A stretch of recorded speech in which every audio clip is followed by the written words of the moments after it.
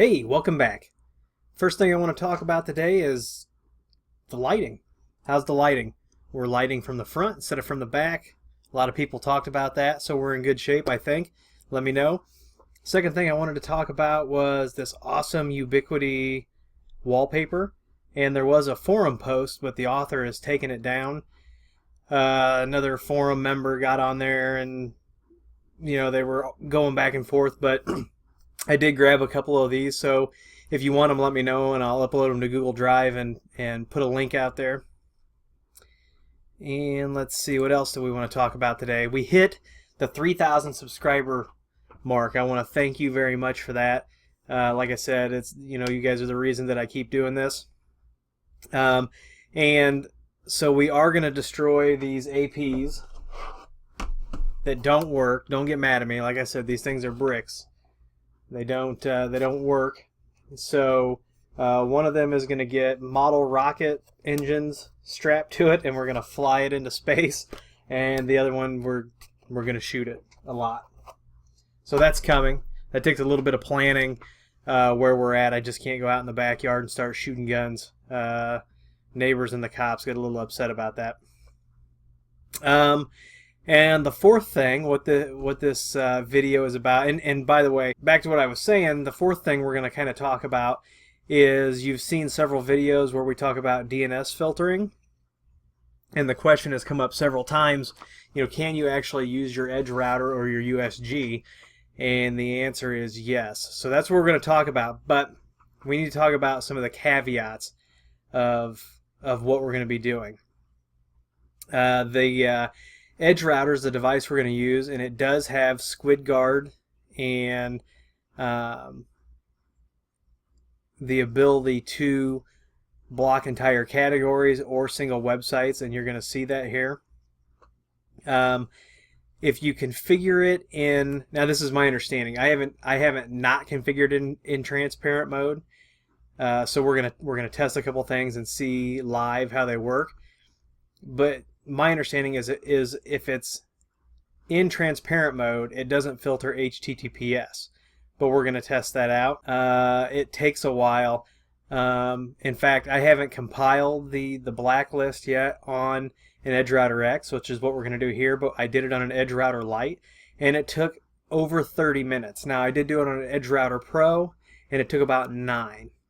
Another thing note is that you will take a performance hit because the SquidGuard is not offloaded, but let's hop right into it. We're going to do two different configurations. The first one we're going to do is we're just going to use this to block a single domain. So it's a little bit different than doing it with the blacklist, which is actually URL filtering. And here we're just going to do a single domain block. So I'm going to go ahead and I'm going to type the commands here. By the way, this is Google Chrome, and if you type this nifty little thing into the Omnibar, then you basically get this big notepad within Chrome. So that's pretty handy for us here. I'm going to go ahead and put the commands in here that we're going to type, and then you're going to see me type them in the EdgeRouter. This is CLI based. We could probably do it through the config tree, but if you've been following along the videos, I urge you to check out the command line. It's not as scary as it seems. You can follow along, and hopefully you'll start getting adept at this. So the first thing we're going to do is we're going to SSH in, and then what we're going to do is we're going to do configure, and then we'll do set service web proxy domain -block, and then the domain. And you can see that I've got Netscape. I didn't even know Netscape was in business in 2016 until I was like, I need a domain to block, and I typed in Netscape.com and up it came. So we're going to block Netscape.com. So we'll do, it'll be set service web proxy domain -block Netscape.com. Then we also have to tell it what interface to listen on, so it's going to listen on our switch 0 on this guy, and then we'll do a commit and a save. So let's let's hop in here live. All right, we are in our edge router here. So we'll go into configure mode, and this is an EdgeRouter X. And then we'll do set service, webproxy, and then, by the way, I'm hitting tab. A lot of network operating systems, when you hit tab, and even Linux, you'll get an autocomplete, so that's the next set of commands that you could run. And we'll do domain block, and we'll do netscape.com, and we'll hit our up arrow, backspace, and we'll do a listen address, and it's going to listen on 192.168.1.1. We're going to do a commit.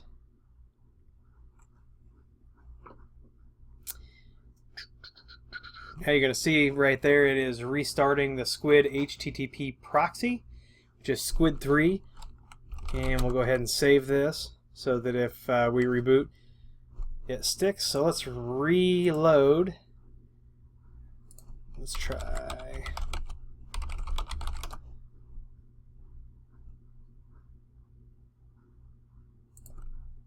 Let's just try netscape.com. Well, they are redirecting us, so let's block AOL.com.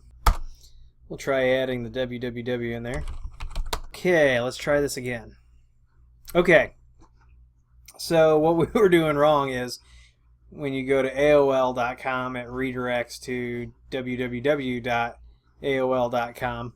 So we actually had to block www.aol.com.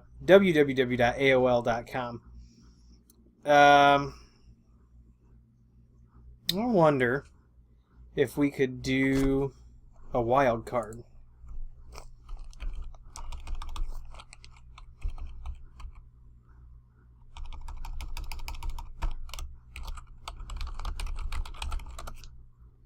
So I put an asterisk and a period in Netscape, which usually an asterisk, is a wildcard. So let's see what happens when we try to commit that.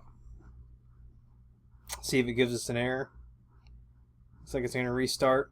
By the way, how many of you out there like jelly beans? I love jelly beans. And some of my favorites are hot buttered popcorn, toasted marshmallow, and birthday cake. And my wife picked up some yesterday. Bless her heart.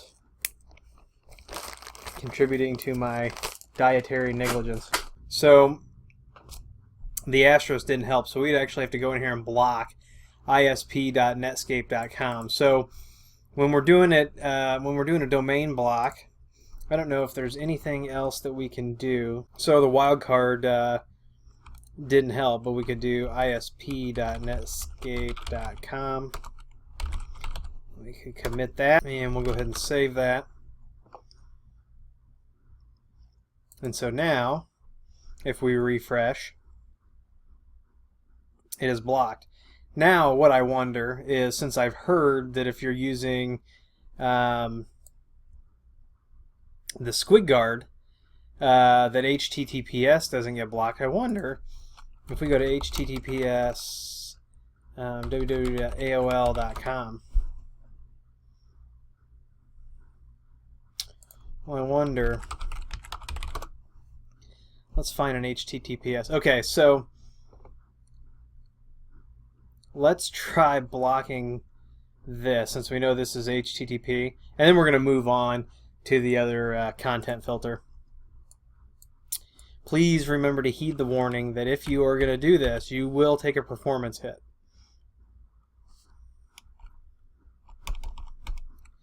So be my.screenname.aol.com, and the edge router is screaming, going, "What are you doing to me?" I don't know if it's really screaming. I just thought that'd be funny. Was that funny? No response. It wasn't funny. Alright, let's go ahead and save this. So we know this is HTTPS, so let's refresh it. And look at that. HTTPS, it totally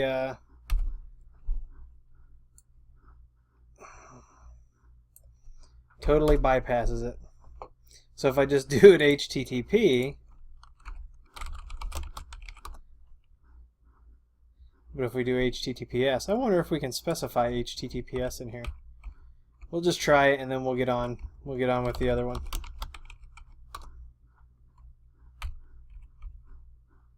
And we've got to commit that. Like half this video has been waiting for Squid to load on the EdgeRouter X. So also in the comments, let me know, are you doing DNS filtering? Do you have a dedicated box that does this? I'll tell you that we do it a couple different ways. We are experimenting with the EdgeRouter, but we use Untangle, we use Endian, and we use Barracuda, and we use DNS filter. Safe DNS contacted me, and they'd like me to do a walkthrough of their product, just like we did for DNS filter. So that will be coming too. Looks like our filter's redone here. Nope. So it is definitely not blocking HTTPS. So let's move on. Okay, so what I've done is I've backed out that configuration where we were blocking one domain at a time, and we are now going to block, or we are going to use SquidGuard to actually use blacklists. So we'll see how that works out for us. I've never done it on an EdgeRouter, so if it fails out, then we'll have to hook up a Lite or a Pro and see if we can get it to go there. So the first thing we're going to do is we'll go into configure mode, and we will do the set service web proxy listen address. And for us, it's oh, I didn't take that part out, so you'll see, but you need to run that if that's not there. But that is the default gateway for all the clients. That's the interface that we want to listen on. And the next thing we're going to do is we're going to do a run update web proxy blacklists. Okay, and this is where we could have a lot of problems here. So what I will probably do is start a timer and come back when this is done. When we run it, it says no URL filtering blacklist installed. Would you like to download a default blacklist? And we're going to confirm that. So now it's going to go out and it's going to download it, which you're going to see right now. This is the easy part. The hard part is when the router has to put a little elbow grease behind it and start creating the database. Okay, now you'll see that it sits here on adult/domains. That is probably the largest entry in the database as far as categories. So it's going to take a while. So this is where I'm probably going to pause, set a timer, and come back and tell you how long it took on the EdgeRouter X. So this video is going to be a little bit longer than I thought. We're an hour and a half into compiling the databases on the EdgeRouter X, and it's not done. So I'm going to sign off for the night, and hopefully it'll be done in the morning, that or it's locked up and it's not going to work. So we'll check in a few hours and report back. Okay, so after I thought that this wasn't progressing, because on every other router it went right through, I was hitting Control-C to try to get out to see if I was going to have to reboot the router. And interestingly enough, when I hit Control-C, it started progressing. And so now you can see we're back at a prompt. So I don't know if it actually got all the URLs or not. We could check it. The databases are basically, you can see the text that's inside them. But let's go ahead and just do a couple quick tests. So the last thing we did was we did the run update web proxy blacklist. So now we're going to set the web proxy URL filtering, and we're going to set it to update, and we're going to set it to update at 1 a.m. So that's set service web proxy URL filtering SquidGuard auto update hour 01 for 1 a.m. Now what we're going to do is we're going to go back here. We hit our up arrow, and all these commands, I will put these in the description. set service web proxy URL filtering SquidGuard block category, and then if we hit tab again, we can see all of the categories. And so I'm going to stay away from this one right now, just because I already lost my monetization, and I don't want to lose my channel, so we're not even going to say that one out loud. Let's see. So we are going to block porn. And then I also want to block malware. So we'll go ahead and commit this, and you'll see that the web proxy is going to restart, and we won't get any traffic until Squid is restarted, because it is handling all those connections transparently. Now let's talk about the difference between a transparent proxy or an inline proxy and a non-transparent proxy. So a transparent proxy sits in between your clients and the internet, and you don't have to do any special configuration, and normally the client can't get around it. It's my understanding that when we use the EdgeRouter as a transparent proxy, that it doesn't block HTTPS, and we did see when we were just trying to filter URLs that was true before we actually turned on the SquidGuard with the categories. So we'll test that here in a second. If you're not using a transparent proxy, there's usually a port, and the port by default, it's in the 3000 series, but what you have to do is then you have to configure every computer to use that proxy. Now there are some automatic settings that you can use to do that, but to me it's a rather cumbersome. I would rather have something sit in line, be transparent, and just one less thing that the user can mess around with, or something that we forget to do on a workstation. So if you have any questions about the types of proxies, put those down in the comments. We can see that our Squid is restarted. And let's go out to speed test, and let's see. We've got 150 meg connection here. Let's see how much our speed is affected by this. Our ping's 45. We're getting over 100 meg, 110, 115. Maybe we only have the 100 meg service right now. Anyway, and speed tests work a little differently, but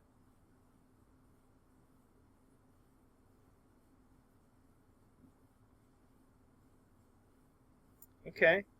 So it's not horrible. But now let's put the filter to the test here, shall we? All right. Here we go. And by default, the web proxy redirects blocked traffic over to www.google.com, and you can change that. So let's do a set service web proxy URL filtering SquidGuard, and then there's this redirect URL setting. So we could actually change this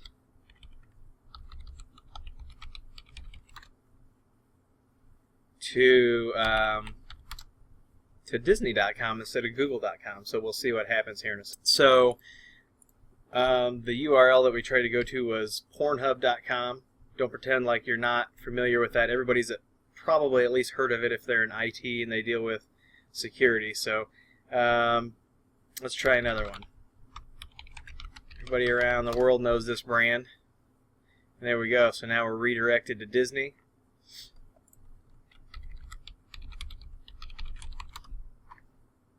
Redirects to Disney. Now here's something else that you might notice, is that if you go to an HTTPS version of the site, a lot of those sites don't allow secure connections. So you are going to be okay there. But if we find one that does allow safe connections, like this one, then you can see that the URL filter is doing us absolutely no good. So HTTPS is a little bit of a different ball of wax.